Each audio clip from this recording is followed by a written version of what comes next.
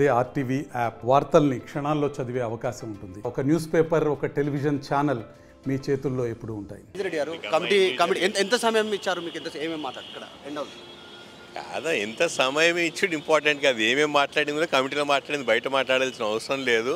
విశ్లేషించినంటే కాన్స్టిట్యున్సీలు ఏమేమైనాయి, ఎట్లా ఎవరెవరు సపోర్ట్ చేయలేదు, ఎవరెవరు సపోర్ట్ చేసారు, ఓటమి కారణాలు ఏంటో వాళ్ళు అడుగుతారు. మాకు తోచిన మెయిన్ రీజన్స్ చెప్తాం, వాళ్ళు కొన్ని డౌట్లు అడుగుతారు, ఎక్కడెక్కడ ఏమేమైంది అన్నీ చెప్పినాం కదా. ఇప్పుడు ఓన్లీ ఓవరాల్గానే మాట్లాడారా? మీరు ఏమైనా కొంచెం ఏమైనా డాక్యుమెంటేషన్ రూపంలో వాళ్ళకి ఏమైనా ఇచ్చారా డీటెయిల్స్? ఏముండదు, ఓవరాల్గానే వాళ్ళు అడుగుతారు, ఓవరాల్గానే చెప్తారు అంతే. షార్ట్లో మీరు పార్టీ చేంజ్ అది కొంచెం సహకరించలేదు అనుకున్నారా? ఎట్లా అది మీరు విశ్లేషించండి, వాళ్ళ కమిటీ వాళ్ళు విశ్లేషిస్తారు కదా.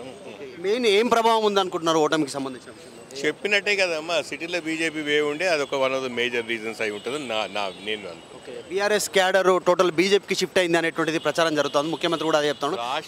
రాష్ట్రం మొత్తమే 16% ఓటు పడ్డది బీఆర్ఎస్ వాళ్ళకు. అది మా దగ్గర ఇంకా 10% పడ్డది కాబట్టి అది ఒక మేజర్ డ్రాబ్యాక్ కూడా అయి ఉంటుంది. మీరు పార్టీ మారారు కదా, అదేమన్నా ఇంపాక్ట్ చూపించిందా? అది మైనస్ అయిందా? బీఆర్ఎస్ కావాలని ఆ ఓట్ షేర్ అటు షిఫ్ట్ అయినట్టు? నాకంటే ముందు డాక్టర్ కావ్య వెళ్ళారు, ఆమె పార్టీ మారినందుకు గెలిచింది. అక్కడ ఆమెను ఏమని అడుగుతారు మీరు? అడిగేది ఏముంటుంది? మరిన్ని వీడియోస్ కోసం ఛానల్ ని సబ్స్క్రైబ్ చేయండి. లేటెస్ట్ అప్డేట్స్ కోసం వాట్సాప్ ఛానల్ ని ఫాలో చేయండి. అండ్ లింక్ డిస్క్రిప్షన్ లో ఉంది.